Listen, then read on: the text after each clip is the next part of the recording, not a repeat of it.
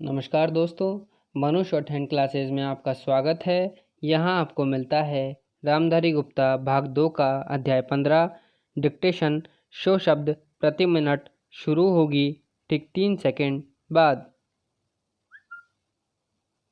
महोदय, देश की लगभग 3/4 जनसंख्या गांवों में रहती है, जिनकी आय कम होने के साथ साथ स्वास्थ्य, पेयजल आदि अन्य आवश्यक सुविधाएं भी उन्हें पर्याप्त मात्रा में उपलब्ध नहीं हैं।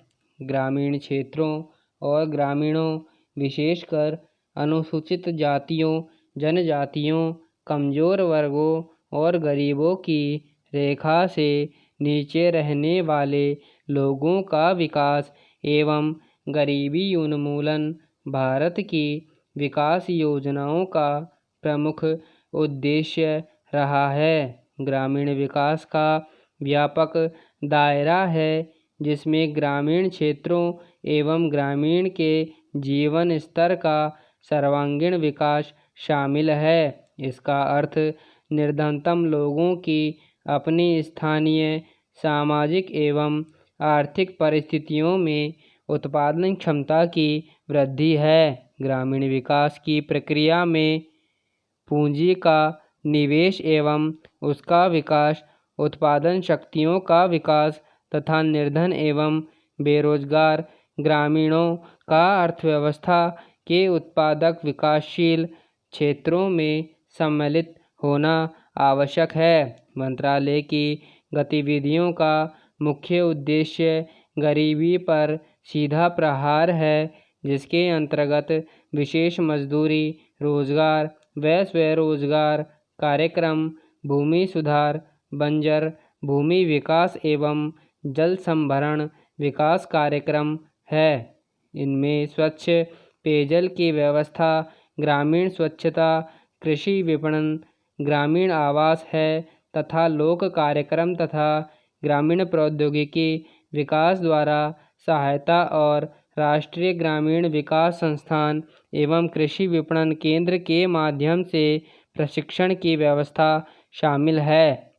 ग्रामीण गरीबी उन्मूलन के प्रयासों का महत्व इसकी योजनाओं के आवंटन में वृद्धि को बताता है। जहां 9वीं योजना में इसका परिव्यय 40,000 करोड़ रुपए था, उसे बढ़ाकर 10वीं योजना में 80,000 करोड़ रुपए कर दिया गया है। इसी बढ़ते हुए परिव्यय के साथ साथ जैसा कि पंचायती राज संस्थाओं से संबंधित महत्वपूर्ण संविधान अधिनियम 1992 में बताया गया है, लोगों की कार्यक्रमों में बेहतर भागीदारी प्राप्त होगी, जिससे निर्धन ग्रामीणों के जीवन स्तर में सुधार लाने के प्रयास को नई दिशा प्राप्त होगी। ग्रामीण क्षेत्रों में गरीबी उन्मूलन के राष्ट्रीय प्रयास में ग्रामीण विकास मंत्रालय के मुख्य कार्यक्रमों को दी गई नई दिशा की एक झलक इस पुस्तिका में प्रस्तुत है। ग्रामीण गरीबी की समस्या कम ग्रामीण उत्पादकता और अल्प रोजगार व बेरोजगारी से जुड़ी है। यद्यपि विकास की सामान्य प्रक्रिया के अधीन ही उत्पादक रोजगार के अधिकाधिक अवसर सृजित किए जाते हैं, फिर भी ग्रामीण लोगों के लिए रोजगार पैदा करने तथा आय के कुछ न्यूनतम स्तर प्राप्त करने हेतु विशेष रोजगार कार्यक्रमों की सतत आधार पर जरूरत है।